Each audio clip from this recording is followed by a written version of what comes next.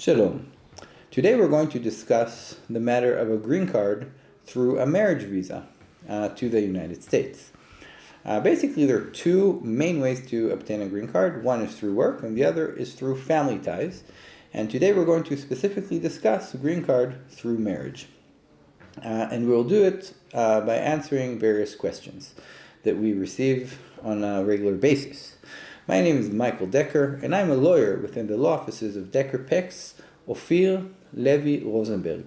Our office handles U.S. immigration on a regular basis, and as explained, today we're going to discuss green card based on marriage. So the first question we get a lot is that someone that's Israeli usually here, or Arab but Palestinian, is married to an American citizen, and what type of visa are they eligible for? The answer is a green card. That's the visa that a spouse of an American is eligible for. A green card is basically a type of permanent residency in the United States. It allows the holder of the green card to travel freely in and out of the United States and to live and work permanently, basically, in the United States. Also, after 3 years of holding the green card holder can apply for U.S. citizenship. Another question we're asked on a regular basis is what are the main requirements for obtaining this green card?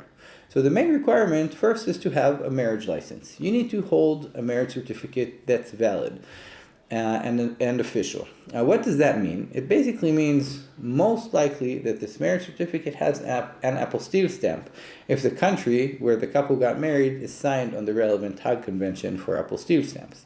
Our office basically assists many clients in obtaining civil marriage certificates because in Israel there is no civil marriage, and therefore we learned how to obtain marriage licenses in many countries that basically assist foreign citizens to obtain marriage licenses in their countries, such as Cyprus, such as Georgia, such as the Czech Republic, and more countries. We also do proxy marriages.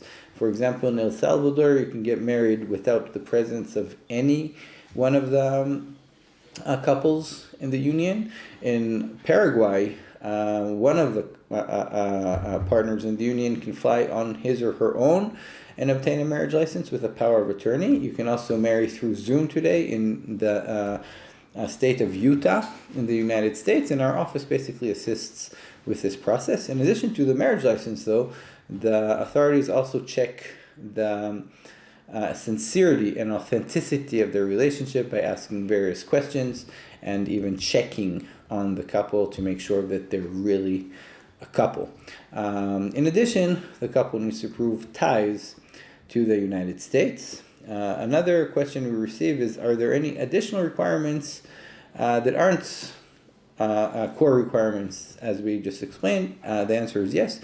You also will need to prove that you have financial stability because the United States doesn't want the foreign spouse to basically be a financial burden on the United States. So that's something else that the couple will need to prove. Also, another question we're asked on a regular basis is regarding the time frame. How long does it take to obtain a green card? The answer, unfortunately, is that it does take time because of the slow processing system that exists. So it can usually take around 2 years. However, we know how to expedite an application, and the main claim for expediting an application is work purposes in the United States. So if the spouse has a claim for a job offer that's waiting for him or her in the United States, we can submit a request to expedite the application, and then the process can take around 5 months, and we can, of course, include the spouse and joint children for an expedited process to obtain a green card. Another question we're asked is what happens if the holder of the green card doesn't live in the United States anymore? There are many examples where a spouse, a foreign spouse, like an Israeli spouse usually in our case, marries an American citizen, they move to the United States, and then they move back to Israel. Well, the foreign spouse has a green card. So that's a bit of a complicated situation, and in order to continue to maintain the green card, you should visit at least once a year in the United States. However, that's also a problem, because the holder of a green card, which is actually permanent residency, is supposed to be a resident of the United States. So you can also basically ask to freeze the green card and then to renew the green card application when you move back as a resident, and you can also cancel the green card. However, an application to cancel the green card should be submitted cautiously after advice from a lawyer and a U.S. accountant.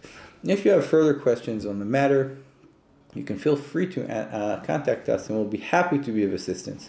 Thank you very much for your time.